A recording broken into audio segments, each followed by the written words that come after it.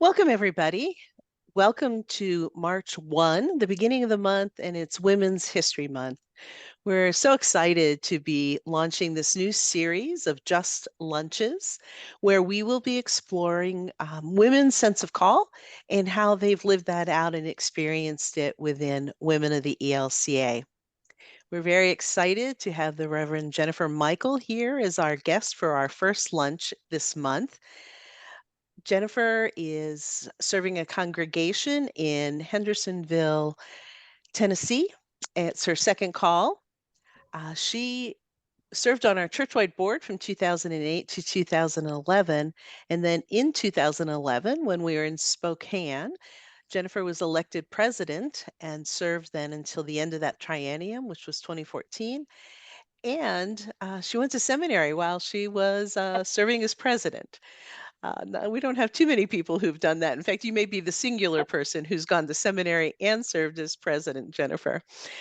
But now I'd like you to share with us a sense of what it was within your Women of the ELCA experience that started, of course, in the Florida Bahamas Synodical Organization. Um, what urged you into your response to the call, prodded you, pushed you a little? Well, I have to say that during my time as in leadership, so got into Florida Bahamas synodical leadership, first on the board and then as their president, and I would be at these conventions and go around to different spaces. And then once I served on the churchwide board, this same experience was repeated at different synodical conventions, and it was a constant question. Have you ever thought about being a pastor? And I would be, oh, no, no, no. I know I can't possibly. I had not finished my college degree at that time. I was like, oh, there's so many steps that I'd have to get through. There's no way. I am a leader for women in our church, and that is what God is calling me to. Thank you very much for the vote of confidence. But it was a persistent repeat of that encouragement and affirmation of my spiritual gifts from outside that then started to resonate enough for me inside to bring that external call and that internal call together. And it is quite honestly the only reason I'm a pastor today, or I should say one of the reasons, is that I had this community of women supporting me from the time I got into the church. And it was very early in my faith journey that really transformed me into leadership. And then that leadership catapulted me to people really considering me as a potential rostered leader. So it's foundational to my call. Women of the ELCA is foundational to my call. Amen. Yeah. Is there a place for Women of the ELCA today in your ministry? Is there some inspiration that continues? Oh my gosh, you have no idea. I see it all the time. I will say that there's not a Women of the ELCA unit at my current congregation. Not that I'm not interested in that. I am. It's just a slow process. And as a rostered leader, I want it to be about the laity. However, I have really seen a lot of growth in other people out in our synodical women's organization and also across the churchwide organization. There are people that I've seen that have been elected to the churchwide board who have participated in ministries that the churchwide organization supports that really bring inspiration and hope for who we will be as an organization going forward. It's just, a lot of forward thinking, a lot of leaning forward for this organization way ahead of the church. And that is something that I think is kind of a hallmark of our organization. We were kind of the first ones to talk about anti-racism. We were the first ones to get out in front about talking against human trafficking and all of these ministries that we have sought, social justice ministries that we've been on the front lines way ahead of the whole church, which show that women are the ones that are really instrumental in creating ministry for our church. So Mhm. if Yeah. that's not enough of a rah go team, I wish I had a Welcome T-shirt that's like, give me a W, give me an E. Always the cheerleader, Jennifer. Yeah. Are you making use of any Women of the ELCA resources in any way, or do you use any of them maybe personally or in I somehow use in within your them, call? yeah, I do. I use them personally, but I also use them professionally. So a couple of them that I really use a lot, and I would commend to any pastor, any pastor at all, are two specifically that Living Hope, which is the one about funeral scripture and hymns. That's been very instrumental. I've actually handed that out to several families over the years, uh, that has it's really been meaningful because it outlines ways that they can start to have that conversation either while their family member is still living or after they've passed, and there's all of that static of what happens in the wake of a death. um, Faces of Grief is also another one with people who have had to walk through difficult times. Woman with a miscarriage, uh, that I worked with, some other people after a sudden, loss of a loved one and that kind of thing. But then there's also the personal reflections that I've used, and those vary over the years. The Gather Bible studies, I actually have led during COVID. That was instrumental in trying to connect the women of my previous call. And that online Bible study that we started during COVID is still going on today. And they have people that used to be members that now live in South Carolina that still participate, and they use Gather, and they use like the back issues as well as the current issues. They have a digital subscription and are able to kind of access them, and they meet every week. And so far they have not exhausted the supply because it's such a rich, deep well of resource from that magazine, Bible studies. And of course, it goes without saying that they're so rich and deep in conversation. They're perfect for these kinds of exchanges. So Hmm. Yeah. Oh, that's wonderful. Music to the ears of our editors, I know.